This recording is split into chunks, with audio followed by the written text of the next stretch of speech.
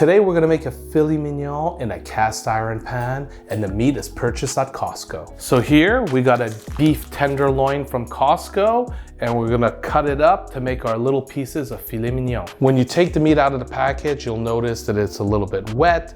I like to use paper towels to dry the meat. So you'll notice on the two extremities, there's some uneven pieces. These ones, I'm gonna trim them off.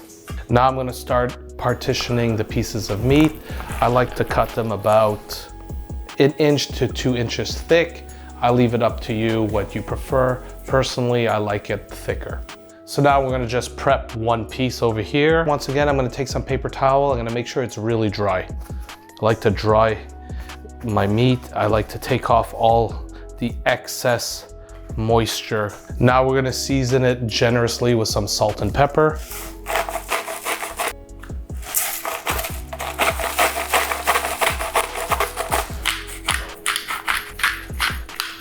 And let's not forget the sides of the steak. Just grab the excess salt and pepper from your board. Make sure you get every single part of the steak nicely salted. Add some avocado oil to your cast iron pan. And now you're gonna cook each side for around 2 to 3 minutes. Set your pan to medium-high heat. Now you're gonna add some butter and your herbs. And you're just gonna baste your steak. You should rest your filet mignon for 5 minutes for every inch of thickness. Okay, let's cut into this steak.